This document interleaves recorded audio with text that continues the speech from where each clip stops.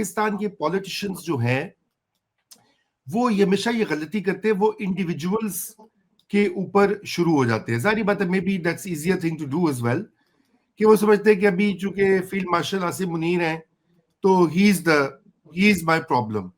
لیکن یہ بات بھی ہے کہ یہ ایک ادارے کی بھی پالیسی بن جاتی ہے, جو سینئر کمانڈرز یا جو لوگ ہوتے ہیں جو مل کے پوری ڈائریکشن بناتے ہیں. یہ کس طرح سے ہوتا ہے کہ کیا آرمی چیف جو ہوتا ہے وہ اتنا ہی پاورفل ہوتا ہے کہ بس وہ اس کا جو مونارک کی طرح سے جو کہہ دیا وہ اس کا ورڈ ہو گیا؟ کیونکہ ظاہری بات ہے جو جنرلز کے ساتھ وہ مل کے بیٹھ کے ڈیلیبریٹ کرتا ہے یا بات چیت کرتا ہے, وہاں پہ کنسنسس بناتا ہے, تو یہ تو ان کا پھر ایک کلیکٹیو فیصلہ بن جاتا ہے. میرے خیال سے یہ کہیں مس ریڈنگ تو نہیں کر رہے عمران خان اور ان کی پارٹی؟ دیکھیے, the face of the conflict جو ہے نا وہ اس کیس میں فیلڈ مارشل عاصم منیر ہے. اور ایک طریقے سے عاصم منیر رسپانسبل بھی ہیں, کیونکہ دیکھیں ہوتا یہ ہے کہ ہم نے بڑا سنا ہے کہ جی آرمی کے اندر بڑی ڈیموکریسی ہے, سب باتیں سنی جاتی ہیں. مسئلہ یہ کہ یہ کلچر جو ہے نا اس میں بھی تبدیلی آئی ہے, اور وہ یہ ہے اسپیشلی جب آپ چیف جو ہے اتنا سینئر ہو جائے کہ most appointments to lieutenant general وہ کرے, اور میجر جنرل سے لیفٹیننٹ جنرل وہ پروموٹ کرے, بریگیڈیئر سے میجر جنرل وہ پروموٹ کرے. تو اس صورت میں پھر یہ ہوتا ہے کہ پھر اوپینین شاید لوگ دیتے ہوں, لیکن generally the buck stops with the boss. ٹھیک ہے, ٹھیک. اور میں نے تو پروکیورمنٹ پہ کام کرتے ہوئے یہی دیکھا تھا کہ اسپیشلی جونیئر آفیسرز بہت صحیح صحیح اوپینینز دیتے ہیں, لیکن جب اوپر سے ایک سگنل آئے اسپیشلی سروس چیف سے, تو پھر پورا ڈیسیجن میکنگ کا موڈ اور انوائرمنٹ بدل جاتا ہے. ٹھیک. اور مسئلہ یہ ہے کہ جو ایکسٹینڈڈ ٹینیورز جو ہے اس کے ساتھ مسئلہ یہ ہوتا ہے کہ وہ ایک طرح سے انسٹیٹیوشن کے کلچر کے ساتھ بھی ایک کھلواڑ ہوتا ہے. تو بات یہ ہے کہ آف کورس اس کا مطلب یہ ہے کہ جو عاصم منیر کی اوپینین ہے وہ پھر ایک انسٹیٹیوشنل اوپینین بن جاتی ہے. تو ہم ایک ٹوائلائٹ فیز میں چلے, یعنی کہ باجوہ کا اینڈ, منیر کا شروع, اس 2-2.5 سال میں بڑے بڑے آپ کے جو ریٹائرڈ جرنیل ہیں, اور ریٹائرڈ جرنیلوں کا بھی بڑا ایک رول ہوتا ہے. انہوں نے بڑے بڑے آرٹیکلز لکھے, کہ جنرل طارق خان وغیرہ وغیرہ یہ سارے لگے ہوتے تھے. پھر اس کے بعد ان لوگوں کو خاموش کرا دیا گیا.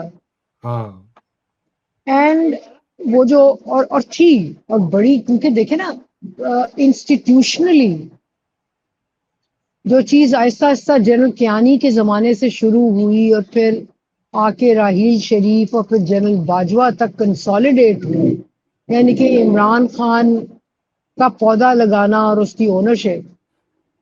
اور چونکہ ملٹری انسٹیٹیوشنلی یہ سمجھتی تھی کہ یہ جو ہے عمران خان یہ ہماری مڈل کلاس کی ایتھوس کی ریپرزینٹیشن کرتا ہے, یہ فیوڈل نہیں ہے بھٹو کی طرح, یہ بزنس ایلیٹس کا تعلق نہیں نواز شریف کی طرح, یہ تو ہمارے جیسا ہے. تو it was very popular. جی. تو انہوں نے ایک انگزائٹی بھی تھی, فوجی فیملیاں بھی نکلی باہر. یہ جو مے 9 تھا, بہت سارے ہیں جن کا نام میں خود جانتی ہوں. جی کچھ تو ابھی تک جیل میں ہے, کوئی بریگیڈیئر صاحب کی بیگم بھی تھی وغیرہ وغیرہ. تو پھر ان کو ظاہر ہے خاموش کرا دیا گیا, اور انہوں نے بھی دیکھا کہ بھی فائدہ اس میں کوئی نہیں ہے.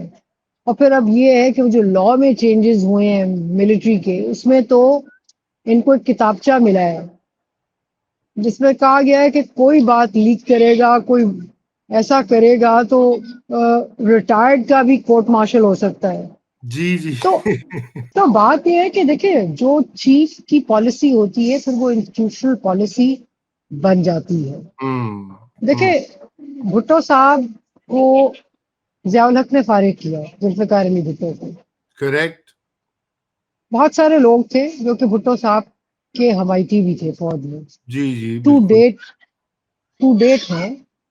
لیکن جو جنرل ضیاء کی پالیسی تھی، دیکھیں انسٹیٹیوشن کام اس طرح کرتا ہے کہ جو چیف کی پالیسی ہوتی ہے یہ جنرلی اس کو پھر سپورٹ کرتے ہیں، کیونکہ انسٹیٹیوشن کی بقا اسی میں ہے کہ جو اتنے سالوں سے اپنا نوکری کر کے اوپر تک پہنچا ہے اور انچارج ہے اس کی بات مانی جائے.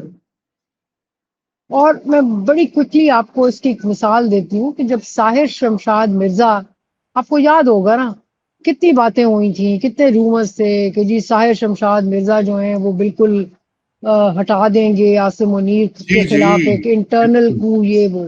لیکن انہوں نے نہیں کیا کیونکہ ان کو بھی پتا تھا، حالانکہ وہ اس سینئر پوزیشن پہ تھے، ان کو پتا تھا کہ انسٹیٹیوشن کی بقا اسی میں ہے کہ کھڑے ہو جاؤ جو بھی چیف ہے. You like him or not, you like the decision or not, لیکن آپ کریں. سو میں سمجھتی ہوں کہ پرسنل فٹ پرنٹ چیف کا ہوتا ہے، انسٹیٹیوشن پھر اس کو ڈیفینڈ کرتا ہے، اور کلچر رہتا ہے انٹرنلی کہ آپ اپنی اوپینین دے سکیں. میں سمجھتی ہوں کہ انکریزنگلی ہماری افواج میں اب وہ کلچر جو ہے وہ دب رہا ہے جسے ہم کہتے تھے جی democracy within the institution.